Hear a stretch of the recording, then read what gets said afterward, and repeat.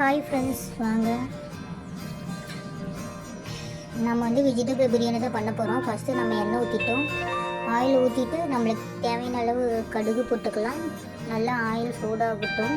அப்புறம் கடுகு போட்டாச்சு. கடுகு போட்டதுக்கப்புறம் நல்லா கடுகு பொரி சவுண்டு வரட்டும். பொரி சவுண்டு வந்ததுக்கப்புறம் நம்ம ஃபஸ்ட்டு எடுத்துன்னு சின்ன வெங்காயம் போடுறோம். சின்ன வெங்காயம் போட்டோம்னா ரொம்ப டேஸ்ட்டாக இருக்கும். அதனால் நீங்கள் சின்ன வெங்காயம் யூஸ் பண்ணுங்கள். அப்புறம் பச்சை மிளகாய் ரெண்டு போட்டேன். நல்லா மெரூன் கலர் வரையும் நல்லா வதக்கிட்டு அதுக்கப்புறம் நீங்கள் பச்சை மிளகாய் போடுங்க. இது நம்ம வந்து பிரியாணி இலை இதெல்லாம் நம்ம போட்டுக்கலாம். பிரியாணி இலை, கடல் பாசி, அப்புறம் நம்ம தக்காளி போட்டோம்னா அது நல்லா மெரூன் கலரில் வந்துருச்சு. ஆனியன், அதுக்கு தக்காளி நம்ம கல்லுப்பு ஏற்றி போடுறோம்னா தக்காளி நல்லா வெந்துடும். அதனால் நம்ம தக்காளி போட்டுக்கிட்டு கல்லுப்பு போடணும். கல்லுப்பு கொஞ்சம் டேஸ்ட்டாக இருக்கும். அதுக்கப்புறம் பச்சை பட்டாணி, கேரட்டு, பீன்ஸு இதெல்லாம் நம்ம போட்டுக்கலாம். போட்டுட்டு நல்லா கலரிக்குங்க, நல்லா மிக்ஸ் பண்ணிக்கோங்க. அதுக்கப்புறம் இஞ்சி பூண்டு பேஸ்ட்டு போட்டுடலாம்.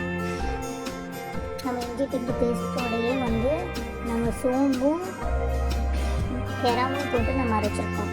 அதுக்கப்புறம் மஞ்சள்தூள், மிளகாத்தூள், பிரியாணி மசாலா இதை 3 போட்டு நல்லா மிக்ஸ் பண்ணிடலாம். நம்மளுக்கு காரம் எவ்வளோ அளவு இருக்குமோ அவ்வளோ போட. நான் எப்பயுமே கம்மியாக தான் போடுவேன். ஏன்னா என்னுடைய பையன் வந்து காரம் ரொம்ப கம்மியாக தான் கேட்பான்.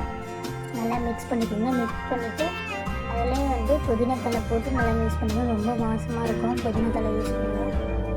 அதுக்கப்புறம் எவ்வளோ அரிசி போடுவோம் அவ்வளோ டம்ளர்லேருந்து தண்ணி ஊற்றிக்கலாம். நம்ம மீன் மார்க் வந்து கழுவி ஊற வச்சுருக்கோம். அதை எடுத்து போட்டாச்சு. கடைசியை குக்கரை கொஞ்சம் மூடி வச்சுட்டு சீக்கிரம் தண்ணி கொதிக்கும். தண்ணி கொதிச்சதுக்கப்புறம் நம்ம அரிசி போட்டுடலாம்.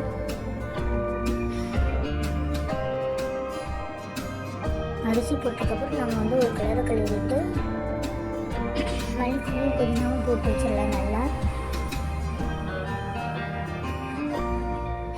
உப்பு இருக்குதான் நீங்கள் இந்த டைம் கொஞ்சம் டேஸ்ட் பண்ணி பாருங்கள். இங்கே வந்து கொஞ்சம் ஒரு டிஃப்ரெண்ட்டாக ஒரு மாற்றம் பண்ணியிருக்கேன். அது என்ன மாற்றம்னு எனக்கு கமெண்ட் பண்ணுங்கள்.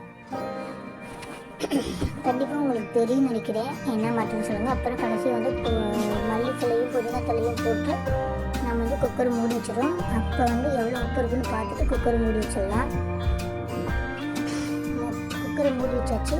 அப்புறம் என்னுடைய சண்டை வந்து குக்கரை வந்து ஓப்பன் பண்ணி சொல்லிட்டு அடமுடிச்சு இப்போ வந்து ஓப்பன் பண்ணுறான்.